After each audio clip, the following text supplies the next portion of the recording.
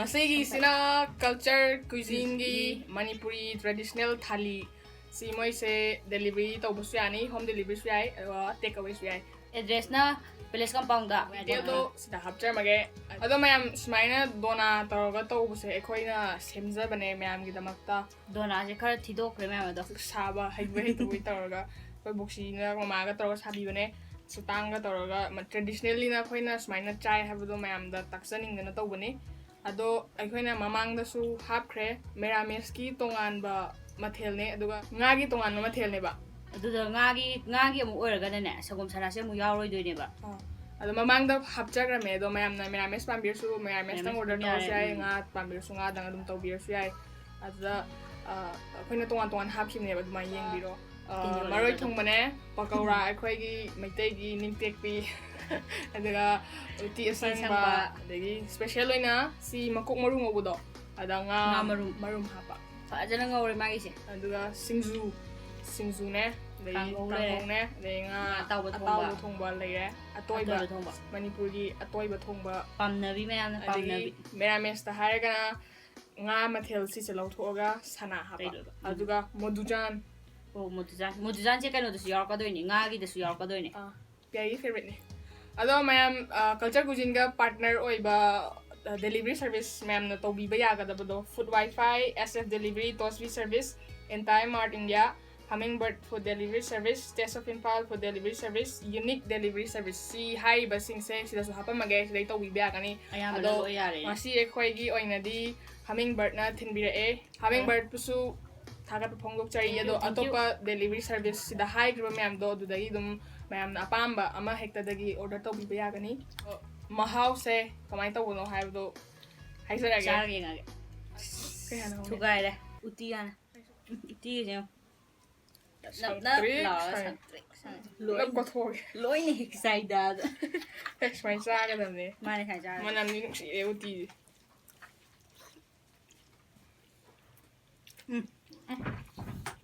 thumbai tap tau bra không mình nữa uti se any mày tây rồi bà chắc chắn ra là bà tao bà đã sung yao rồi đi ra đó tặng ai phải đó mà thế là mà sung ai đó bà i hang ha pe i wat pa moi do ni mera me poi ge ra ma boi ge ra ha si chagem uti hai cái số thằng nào bà nè thay nè chêng tăng là tầm đó chêng sẽ khá tàu rồi uti sẽ uti thong mà đi mẹ đúng cái mình nói cái đó đúng không biết cái này đúng đó pa nó là chêng mẹ tàu cái đúng thong này chêng khá là hấp dẫn là cái đó chêng tăng mà cái đó uti là một xin là mấy hay thay nè 이거 많이 떠오르나 우티 사바 로션그래? 거의 먹지 하우스 실리. 하왜? 마탕세 마로이 통바.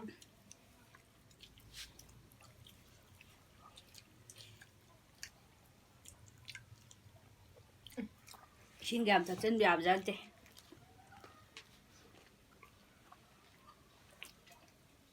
하루이죠. 바다함 야오라가. 실리 로셔야 돼. 로셔야지. Cái nào bao cái bùa đi 이완이 잘 녹세. 너무 까먹고 말을 왜? lùm này trời đó 오늘 정말 이 형남이 뭐 사딱 돌아가.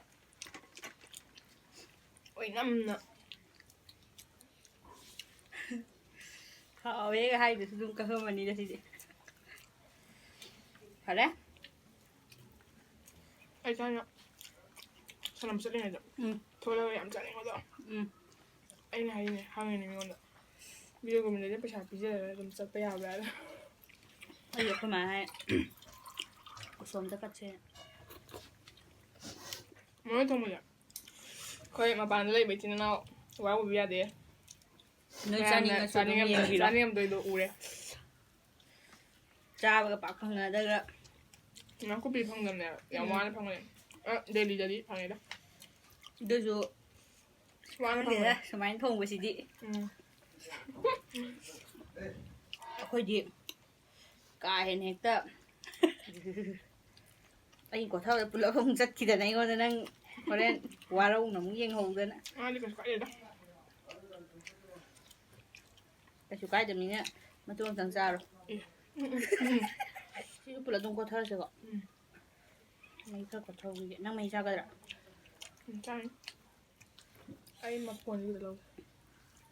nga sẽ có palm đi palm này rồi nga cái khoai ngoài tàu thèm mà ru mình sẽ nga tao bố thùng một gì đi. Atopa làm được số mà chán này có. Tôi bố thùng một gì có. Khơi MANIPURI special. làm chi nó palm này Hào là nga. Quỳ là nga sao rồi.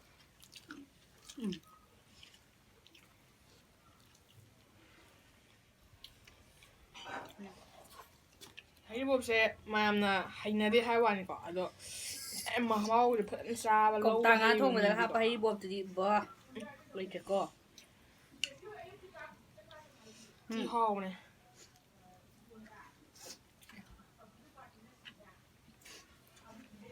동안 몇 대 sama pi này vậy.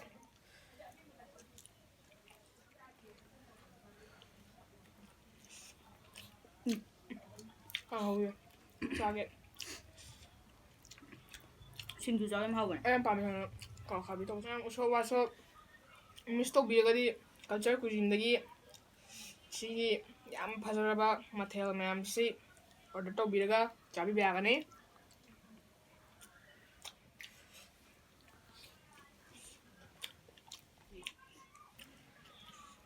sinjo haba sinjo de thading mo sam na tar wana to to bi de biya ba hon to sai ni da cha wa put bo to wa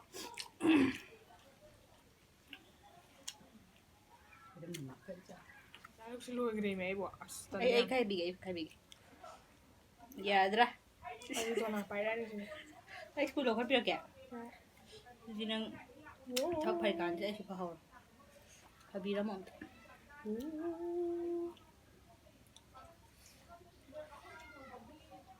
lúc thôi kìa không có bảo 야래 사려 sana chỉ giúp làm gì nhỉ đó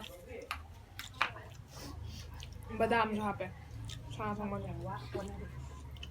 사나기 마우 jadi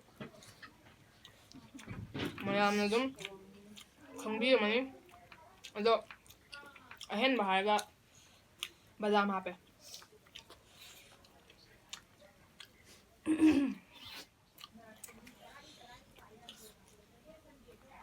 con người chân rồi con cười 저 앞에 ini keting mana lah ở trên mình anh mà sụt tới u bật khăn marum saya pam sih anh chụp pam gì nè marum bu ấy em mình lôi pam nào ngay đó marum gì 하왜? 나무디. 아니 뭐 고무루가 ngầu sai thì 맛이 나 mà. Ngoko maruga marunga ngobo chaise.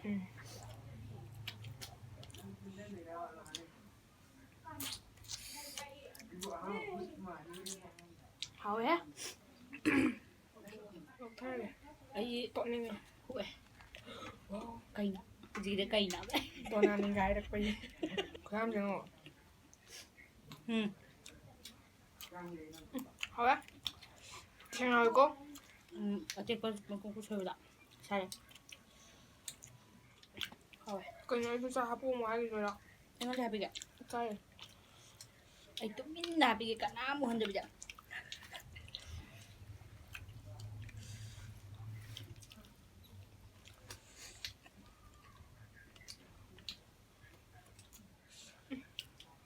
하래? 마름 gì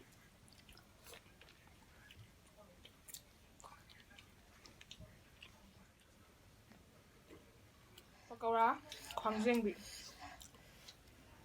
mấy cái Pokoran ni pakpi. Wah. cái này nè hả câu đó quay em mẹ Ai cha yam chadram ni ngasi se. ai làm dài Hinjang yam bani na. ai bằng ta trời mày 너나한테 닭과 저희대 할배도 강제돼 Tao hơi giàu rồi. 황제봐 저희배도 하지 Xem ngang giàu rồi su. 아 그게니 Nung xin hai bilo. 혹시 나리 샘동이 해봐 맛좀 정말 lâu xem Lậm này, thăm môi này. Mày thì thăm môi phăng. đừng Thăm môi phăng đấy đúng phăng. Tầng khỏi, cho nó thăm ở bên đây chỗ. 뭘 gì Chỗ này cơ. Pizza là cái thùng ở bên này. đó service mẹ làm gì nè con mẹ làm xuống mà hao đồ bill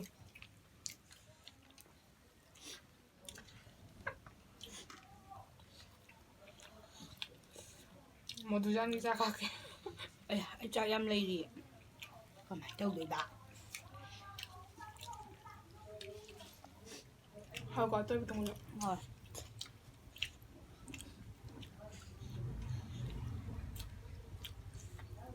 Hầu với quay sang rồi đã. Học tập có hai đứa kinh không vậy? học tập hay sao Maru cái gì vậy? la chứ Si sẽ thằng đồ cái này. Hầu trên chân là cái ba. xem bây giờ đó 짜란 해수 바꿔라 안 해볼까 아나 톰바 상고무 통바 성호야 마음은요 Mình ra chơi chắc là sao phóng mình được. Căng ngắm sao chơi. mình làm gì elaichi wow Sama. Hay lên gì đó. 유비 Ilai Yubi manam. mà hapaga. Yubi manam. 와 anh xin làm anh một lần đây có số ta gì hay là Cây đen ạ. giờ hậu lên ai pang mami mo lên Salam thầm đây đây mà tổng tầm mù. một thời gian em sẽ try tổ biểu nữa Có mua gì chả thuộc bạn. lôi đấy mera meska nga cái thali lôi đấy culture cuisine की से si thali से ना तब अतोपा इंजांग याउजरी Atau penghijang du ikan pada pukse. Wah, ada pengamdi. अतो इबानी आक्तंग कोथारागा स्वाइदम Nixon लुगी अदुगा Mathel yang torage.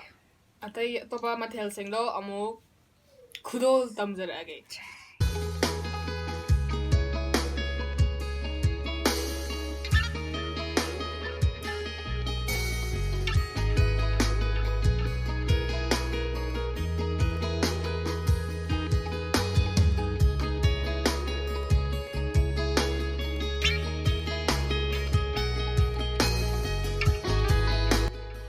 mayam akhoi cha ka khitang hap ki dawne mo ko do lungnam sen de lin sang gri cha cuisine da mit item su lai hai da mayam da khanghan da ning da tawne khoi capacity di hel la bane ba si sina pork pork slice.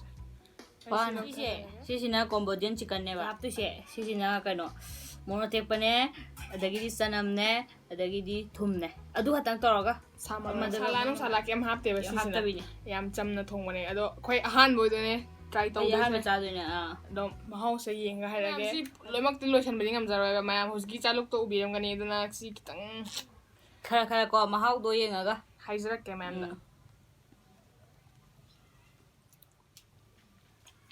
soibum ni mahau da sanam manam je sise sanam manam ga kalla ga sanam ya pam medium pam ani soibum hapa hawe mai shoot manam smoke lawain chakau de labuk nate ke namne hara ne yen ga si chik pa da ga surround ga la ga mo spring onion ne samurai ne amchan ba kaina manam je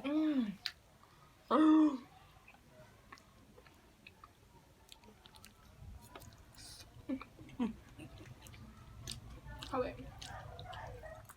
hawe hawe se ama tang do ma phone jam hawe sanam manam ji de mai chale thai de na me hukti ga nam ra thong ba jam kenai kenai thong ba gi ma hau do hung yao he yao re mana engonda si ayam jaba dongna man si kai ngang khalda normal chicken dai di ko am ti khena re si kenai try to bio si Cambodian chicken ma se hau du gi manam da gi ko chicken meat je kei phajare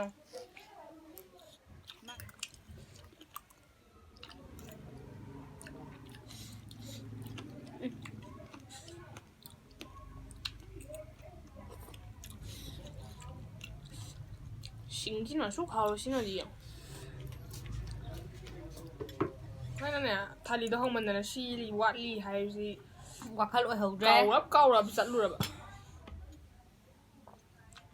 하오이지 까이노 soi da na mu loi sa thoi ni 하오야바 스모크 포크 프레시 포크세 테스트 amamne sina mai shoot yaw mai shoot manam namaga ka soibumgi flavor ga pan phange ba ko sisu phangbudi phange ado sida hawai jaga soibumga minai hai ba ko aduna mahau ani do punjan gre ba aduna si ani se mana de ba kambana hawe tong an bane ai khan bangam de ai di sini hawe pasara si beef sa phaje samar oi di fa jana siana re ma thau tawre haba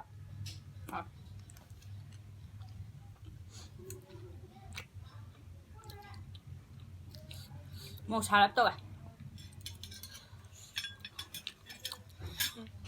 tin hawe ai masi masla ga do hangan dak ang chacha ro to sal lagi ado ma'am warau bi roi mahau sidang ma'am da khangan janing dana khoina matek sap charak bane culture cuisine da thali hau ba thali dang natana sigi meat kumbagi item su hapchai haibda ma'am da khangan janing dana to jabane ado price ke kam mamang da loi ma khap khabane culture cuisine bu ma'am na order to biraga try to biu order to ba ya ba magi kano sing do delivery partner ma'am do sida hapchar mage na palace compound da wangkai rom da take away to busu ai ba akoi the phone number details lo mak thamjara mage aduga akupa marol hena khangbina ba haidi offer gumba numit ki pirak baga yaw ready ma'am na daw ya bidana aduga Instagram da follow to bina ba description da link su thamjara mage sida su hapchar mage sungsoi soi dana follow to sanbiro aga mathel ma'am say sungsoi jana jabiro try to biro sigi oina di matang swai sida lo sinjarage akoi video se yengma nungai raga di